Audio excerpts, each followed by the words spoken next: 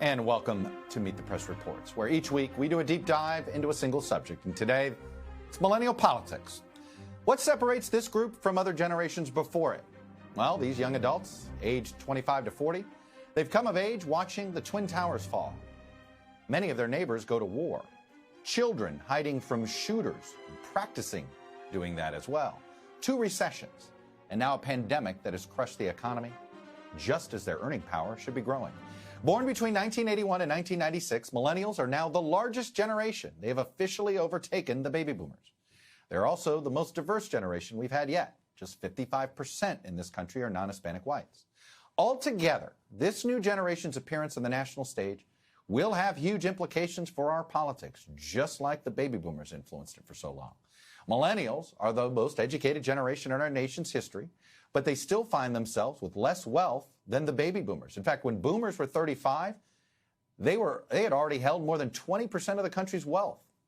Gen X and millennials are far behind them. And black millennials, they have it worst of all. Since the pandemic, their wealth now trails previous generations of black Americans by a whopping 52%. So the promise of American progress is something millennials have heard a lot about, but they haven't always experienced it personally. Each of the traumas that they've experienced have knocked them further away from the story they were told regarding American exceptionalism and the American dream. And in turn, they have lost confidence in institutions. There have been plenty of scandals that have lost trust in religious institutions, the military, law enforcement, political parties, the banking system, all of it, trust eroding. And it leads us to this fact. Millennials are without a political home. In fact, millennials are more likely to label themselves political independents than any other label compared to any other generation in our history. So it makes the fight to win them over one of enormous significance for both major political parties. So as their trust in institutions wane, will they eventually coalesce behind a single party? Or will they be the ones to simply transform our political system forever? My colleague, NBC News data reporter Dante Chinny, sat down with 11 millennials from all different backgrounds and parts of the country to hear what they had to say. What do you all even think of the term millennial? And do you think you really are a generation? Do you think there's anything that makes your generation unique and different from other generations? I think the term millennial is a very big basket. I'm on the end. I'm 25. I'm barely a millennial. It's really hard to group us all into one term. And I think, like Calvin was saying, I'm on the other end, Calvin. and so I do see that. And so, I mean, there's nothing wrong with it. I mean, our views are all different. So I think that there's different areas within millennials that are very unique to each, almost like every, 3 to 5 years, I think you can almost group it into. Us millennials, we tend to be more progressive, more forward thinking. We see things differently. We're sort of visionaries in a way. And the world ain't ready for us, so that's why they bubble us. They kind of fear us in a way. How many of you are registered with the 2 major parties? I mean, literally registered, not just considered, but a registered Democrat or a registered Republican? Sometimes I agree with what Republicans are talking about, and sometimes I agree with the other side. I think it would be helpful to have a third-party system. I wish there was a 3-party system, really, but...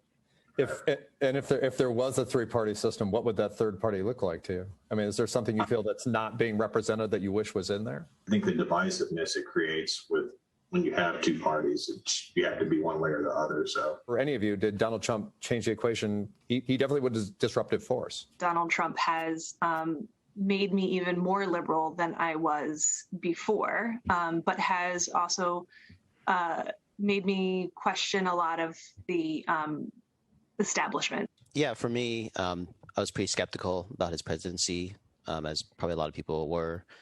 I grew up sort of Democratic family, and now I kind of land more right libertarian. And I think one thing that Donald Trump did was the fact that he's not a career politician. Sure, he's a businessman, but the idea was shaking up the establishment. And even though Donald Trump lost, he reached a huge Hispanic population because he's not just talking about it the same way. I think he polarized the parties. And so personally, I see a lot of people within my generation going to more of the opposite ends than in the middle. The biggest problem is that everyone is more divided. It seems like politicians are more trying to rip each other apart. What are the issues to motivate you? It's almost appalling that there is no nationalized healthcare at this point. I remember whenever one of my family members, my little sister, she was born 4 months premature, our ambulance bill from a hospital in Seattle to a specialized hospital was $2 million. Wow. And we are beyond grateful that my parents had good insurance at the time, but I can't even imagine to think about someone who worked a minimum wage job or didn't have anywhere near as good circumstances as we did, that you just couldn't eat that bill. That would be the end of you financially. I'm from El Paso, Texas. You've probably seen us on the news quite frequently. So immigration is a really big concern. I see personally what's happening probably different than other communities, and it's sad. I think that the immigration is definitely something that needs to be handled. So if I'm a politician, I'm trying to reach you guys in 2022. I'm trying to get you to vote for me. What do you want to hear from me? Stop kind of pandering and assume like everyone in a specific like generation or race has like the same views. Give realistic promises. I mean, you can't, there's a lot of things that you're not going to change. You're not going to change in 2 years. You're not going to change in 4. So we're talking a little bit about social media, the impact of social media. Does it make it harder to have these conversations and talk about the stuff that politicians really need to be talking about?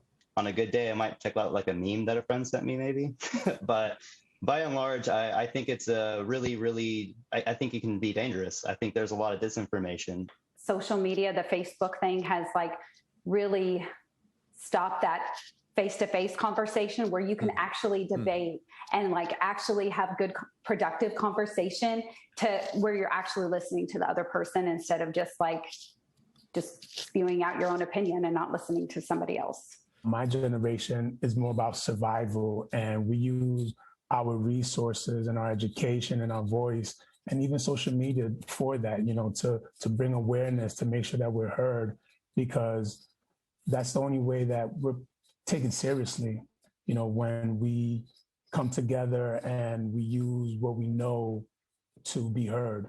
How about trust in institutions? Caitlin, I think you mentioned like your trust in institutions waned. I mean, is that is something, again, that with millennials, we see an increasing drop in terms of pulling data over time, trust in institutions. I wonder also if it's just, like as we age and lose our sort of, youthful naivete. So I wonder if that's just maybe not necessarily to millennials, but to just, the coming of age that we're experiencing. We've gone through sort of these very unique situations with 9/11, tech bubble, real estate crash and market crash, and also COVID. And so that still has a ripple effect in terms of like jobs, housing, student debt. And it obviously affects a lot of families differently. And I think Caitlin mentioned it about as you're getting older, more responsibilities, you have to take care of family. I'm paying this much more in taxes. I'd start asking the question, well, where's my money going? What is it for? And realizing that it's not something a lot of it I agree with. I think that one of the things that's happening with millennials is we're coming into age, like others have mentioned, and we're starting to own businesses. We're starting to employ people. And so I think that as we grow, we are worried more about it and how we are going to pay the bottom line. And so I think that right now that's something that has affected our generation as they become wealthier and as they move up in the tax brackets. And, how are we being affected now personally? Do you think the issues that motivate your generation, or you particularly, are different than what hits the body politic generally? My grandma never worked a day in her life. My grandpa passed away long before her, and she was set. And I mean, you can't really, not many households can make it off one income anymore. Our generation, we have unlimited resources, and that kind of attributes to what we bring to the table. Now we have a voice, and, we have the proper education. So they need to listen to us because we know what we deserve and what's best for us. Hey, thanks for watching our YouTube channel. Follow today's top stories and breaking news by downloading the NBC News app.